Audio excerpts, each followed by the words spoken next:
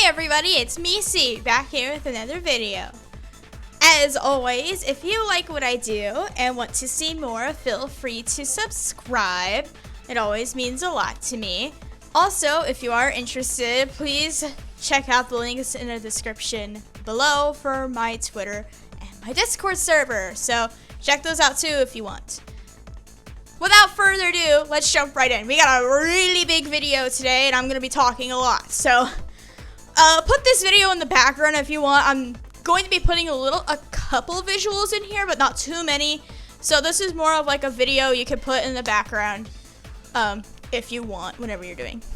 So I know I've been saying this a lot, but since it's been about over a week since XDiVE has come out globally, I feel it is about time to give my thoughts about how the game is going a week in. Just before anyone says anything, I do have prior experience with the Taiwan version, so I can compare and contrast these two versions, and I'm going to be kind of doing that here, but also sharing my positives and my negatives about this version. Anyways, let's get into the positives first. So, of course, I want to talk about the gameplay first, get that out of the way. If you like Megaman, you're going to feel right at home here. This is literally modernized Megaman X. If you like that series, you're right at home. And I like the gameplay. It's really fun. As somebody who didn't play a Mega Man game before this game, I felt it was very easy to jump into compared to, like, say, the normal Mega Man games, which can be a little bit harder for people to jump into, especially since they have that notorious old Capcom difficulty onto them. So this is nice to, like, kind of push people in that right direction without, like, kicking them in the face. So, positive number 2. The ability to download off your region's app store and the no need for region bypassing. So before this, if people wanted to play XDiVE, we'd have to basically find other ways of downloading the game. If you're on Android, you could use Quo app. Or if you're on iOS, that's where things get really tricky, because you'd either have to make a whole new Apple account with a fake location, or if you were that risky, change the location of your Apple account, like within your Apple account, so you could download the game off that app store, which is what I did personally, which was, I think, is the easier of the two personally. So this one is a little bit more conditional nowadays, but still, depending on your device back in the day, you may have had a really, really easy time getting this game or a really, really fucking hard time getting this game. So I do like that it is easier to access for a good chunk of people, especially in certain populated countries, like, you know, what the global server covers. So there's that. Speaking of the Taiwanese version of the game, some quality of life features were transferred over. So there were like a few quality of life stuff from like the upgraded daily missions, which were really nice, and the EP thing, which I will probably go over and show. So I'll just use this event for example. So like right here, you can select how much EP you use. I've talked about this before in previous videos, but this was not a feature when Taiwan first launched. This was something that was added in an update. So I am really happy that they decided to put this in the box when the game came out, which was really good, which I think is a great quality of life improvement. And some of the beginner missions, so like the newcomer hunter support group. Sorry, I had to lean down and read it because it's super tiny text and I'm reading a script if you couldn't tell. Those rewards are transferred over from like the Taiwanese version, like with the biochemical buster and stuff like that. So we are in kind of good hands with that. Like we get a really, really good buster for free. So that's really good. And my one final positive I do want to touch on is that the servers are not as laggy. So back when people mostly played the Taiwanese version, most people just AFK'd Arena because the servers were just too fucking laggy for us because, well, the servers were like across the Pacific Ocean, so we couldn't exactly get the best reception, so it would be really laggy and not exactly up to date. So yeah, it wasn't exactly the best. And the same thing with co-op. But now with the global version, the servers are actually more closer to us within our own countries. So this makes it a lot easier to do PvP and co-op. Though if you saw my tips and tricks video, I still kind of recommend AFKing Arena. If you want to know why, check that video.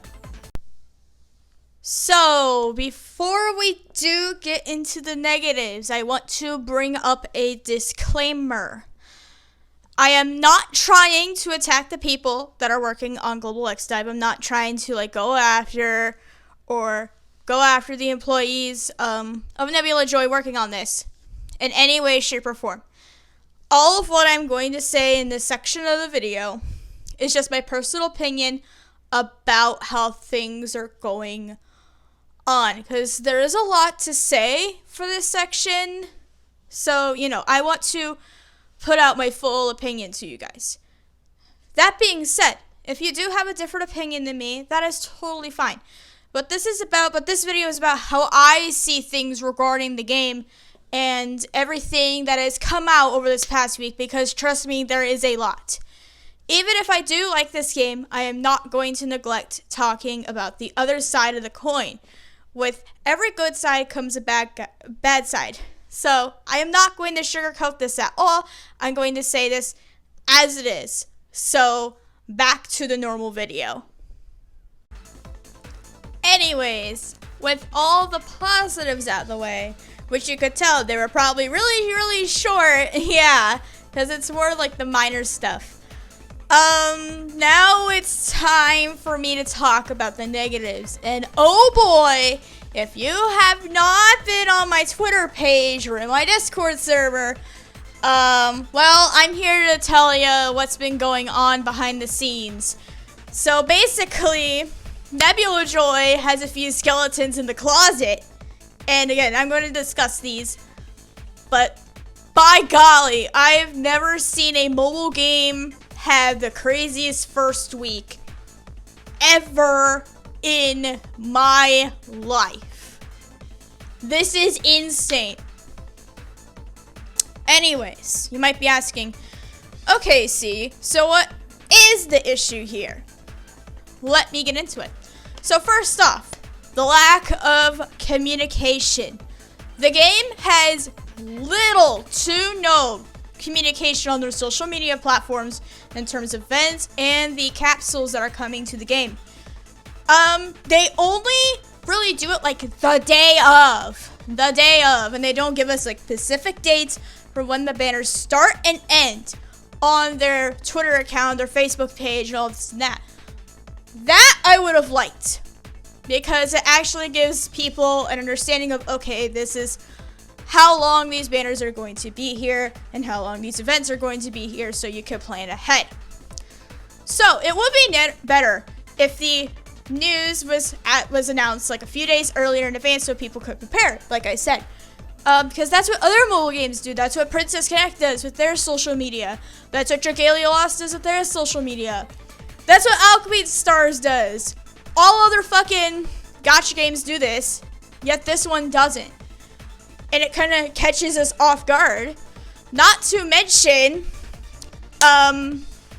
so day 2, the Storm Eagle event came out. Literally day 2 of the game's release. Yes, when a good chunk of people probably did not have the events tab unlocked, so they couldn't even access the game, or they couldn't even access that part of the game and all that stuff. So they didn't even know that existed unless they checked the Twitter account, because there were some bugs with it. But still, day 2 with no notice, they dropped this, which caught a lot of people off guard. Plus, let's not forget that Second Armor X is a boosted unit on the event. Yet, he was not available until yesterday. So, there's also that. Oops. So, back onto like the news thing. It would have been a lot better if the news tab was, the in-game news tab in the game itself was actually in global version. So, you know, when you log into the game, you'll be able to see the current news and all that stuff. You'll be able to click on it and see the current news so you stay up to date. So it's cutting another form of access for news to players, kind of leaving us to have to go fish for it ourselves. This is more of like my personal thing on it, but I write news for my Discord server because we have a channel where we post like gacha news and stuff for like the games that our community play. So I have to sit and write the news like every day or whatever, whenever there's something new. So this is really fucking hard for me, personally, because I like to have the news readily available like on a tweet or something, or an in-game notification where I can easily reference, type it up, put it in my server. This is more of a personal nitpick, so again, don't try to argue with me on that one. This is just more of like my personal thing, so this is just more of like take it with a grain of salt on this one. So the next negative I have to talk about with this game is Nebula Joy's sketchy business practices. So over the past week, like I've said before, a lot has been uncovered for the team. A lot has been brought up to the surface thanks to people like Protodude and Nee on Twitter. So thank you for providing us, the community, all this information. I do appreciate it. So I'm going to bring up like 1 or 2 examples for this. So in one instance after the game's global release, customers of T-Mobile and Sprint have been reporting getting problems getting into the game. Though this might be more linked to like an outage that T-Mobile had around that same time, more than, you know, their Wi-Fi having issues. That might be the case. So there might have not been anything Nebula Joy could have done, but they were still trying their best. However, with all this, Nebula Joy kind of did it they kind of went through a troubleshooting in a really, really bad way. So, they basically told people in their public Discord server, where everybody can see it, to share their IP addresses. Yes, I'm not fucking kidding. They asked people to give them their IP addresses in a fucking public chat. They did not DM people. Oh my god, it's like, people, please do not give them your IP address. Please don't. It's like your social security number. You don't want to give out that stuff away. So this is kind of pretty sus. This is a little sus. Another example. So a few days later, bots started showing up in the in-game chat feature, which you might have seen in my videos. If you look down at the bottom left corner, saying that there's a way to get free elemental metals following the link that this bot provided. So do not do anything this link tells you to do. It is a straight up scam. And once you like download these apps and like do this stuff, it is clearly a scam.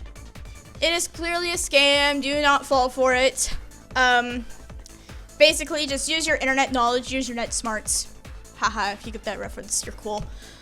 Just use your net smarts. Be suspicious of any links, because in-game chat features don't really give links like that. They really shouldn't be doing that. So that was a little sus. So, the global Discord server was informed of this, and one of the mods on the Discord said that the guy that was able to ban people in their chat was on vacation because they worked for 36 hours straight. Yes, a single person can ban people from the in-game chat. not a whole group of people, a singular person. Now, let's talk about the Ultimate Armor X fiasco, which I did talk about on Twitter. So, it was revealed on the Discord that we were getting Ultimate Armor X this week, which we did get. So let's take a look at that. Let's actually have that as the background for that. See? So this is the Ultimate Armor X we got. However, the social media guy fucked up twice with that, because there's 3 Ultimate Armor X's in the game. So the social media guy for XDiVE gave us false information 2 times. But, okay, in this instance, I'm not going to put this against them, because, again, according to the Discord, the way they receive the characters that are coming into the game is with the Taiwanese language, which they have stated they cannot read Taiwanese. So this makes it very, very difficult for them to decipher who's coming and who's not, hence the error. I do hope they do bring this up with Taiwan's division of Capcom, or Capcom's division in Taiwan. I do hope they bring that up with them, you know, to make it a bit easier for them to relay that information onto us, because the global version of the game right now is for English-speaking territories only. So, you know, that would just be easier. So I'm not going to put that against them. I just think they just should have double-checked. They really should have just double-checked beforehand, before, like, typing it up and then, you know, posting it on Twitter, you know, because shit spreads like wildfire on Twitter. Yeah. So, that's not very good. But this one is kind of like a little bit of a minor thing. But it's just still like, dear God. Now, let's talk about day 1. Or at least like the first few days of the game. So on day 2 of the login, we got one of our S rank tickets, which is like one of the many items you could get through the Novice Hunter support program in the game by just logging in and stuff. So they basically were giving us S rank tickets for free, which was great. Which is great. That was also in the Taiwanese version, so, you know, it was nice. It was a nice thing to look forward to because, well, there was no re-rolling, and the supposed 30 multis that they were going to give us on global didn't happen, so people are suspecting that was either a fucking lie or they just haven't implemented that yet. However, these S-rank tickets were not able to be used, and that made a lot of people upset. I remember I stayed up for reset at 3 a.m. because I have a terrible sleep schedule. And I was like, oh yeah, I'm so excited. I want to see who I got. No, I literally couldn't. So I had to wait several days before we could use that ticket. So that pissed a lot of people off, you know, especially after people found out, like, there's no re-rolling and stuff. So that was kind of like a slap in the fucking face to us. It's like, why didn't you have this in the game when, you know, you launched the server? That makes no sense. It just really felt like us, the global players, were getting scraps of meat that fell on the ground while cooking a meal. Let's use that analogy. While the Taiwanese players were getting a fully cooked meal. So basically, we were getting the short end of the stick compared to the generosity and all the cool stuff Taiwan had. So that's great. That surely pissed a lot of people off. So, yeah. So, with all that being said, it's time for me to talk about my overall thoughts. While, like I've said, there are some positives with this game, like I've said, I do like this game. I've mentioned that so many times before. The global version is heavily overshadowed by the absolute fucking disaster. That was the first week of the game. Absolute fucking disaster. Absolute cesspool of chaos. It is very clear from all the evidence that we have and all the evidence that I've been shown in the video. Again, thank you to those of you people who did screenshot this stuff and post it on Twitter. Thank you. I will post the links to those tweets in the description as a credit. So don't go at me for saying, oh, I didn't credit my sources. Of course I credit my sources. So it was very clear that the employees of Nebula Joy tasked to work on XDiVE's global counterpart were inexperienced and immature-ish with how they handled things. Like, they were not prepared for this project or didn't exactly know how to monetize a mobile game. And I know a lot of people have been saying, like, oh, you know, like, Capcom should have done it themselves. Well, here's the thing about that. Another thing from Dude.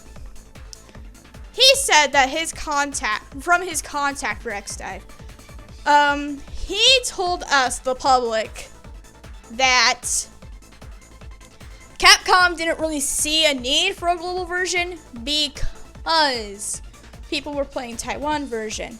And the only reason they did it was because, you know, there was such a big fan outcry for it. Because, you know, the game does have its limitations for some people who can't access the Taiwanese version. So there's always that fan base to keep in mind. And I'm not saying that we were to blame for this. I'm not saying we were ever to blame for this, because Capcom was already thinking about this. So that's how I feel on that part of stuff. So I am genuinely very worried about the future of this version of XDiVE, considering everything that's been going on, about the publishers, and some of the stuff that's been happening in game. I really do enjoy this game. I've said that like a million times. But I genuinely have a track record of not supporting companies with bad business practices. So at this point, if I was to continue playing XDiVE, which everything that came out about Global left a very sour taste in my mouth. If I ever decide to play this game more, I'm going back to Taiwan. Saying that right now.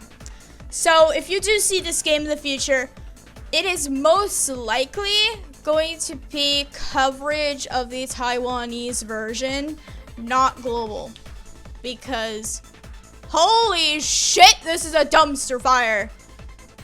Unless the Nebula Joy cleans its fucking act together, you know, I'll go back to global. But Taiwan, the Taiwanese version is in so much better hands. So much better hands because it is actually handled by Capcom.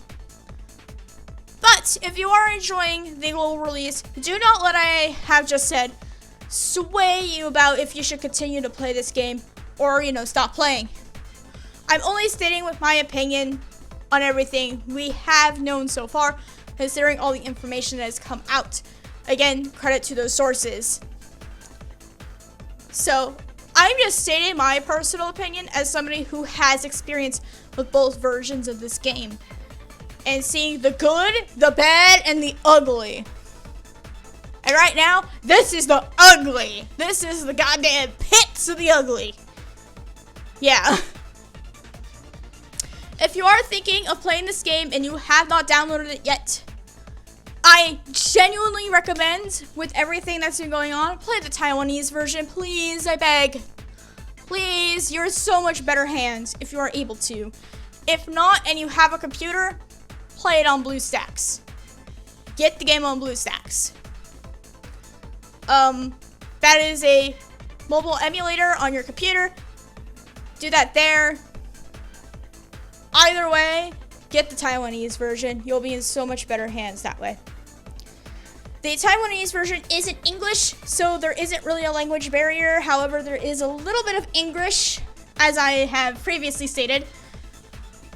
But honestly, it is something I can look past because it is people not entirely familiar with the English language trying to translate this game. Because you know, that region does have multiple languages spoken, even if it's not like perfect grammatical English like we have here in the United States or the UK. So it's fine.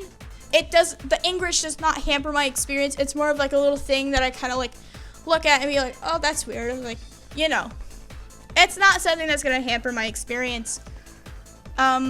There's also proper rerolling in this game as well. So if you do care about rerolling and if you're into that, that version is so much better for you in terms of rerolling. All in all, you'll be in much better hands on the Taiwanese version. That is the version, again, supported by Capcom themselves instead of a outside company like Nebula Joy. So I do hope you all take my thoughts in mind if you are considering playing this game. So, with everything being said, thank you all very much for watching, and I will see you all next time.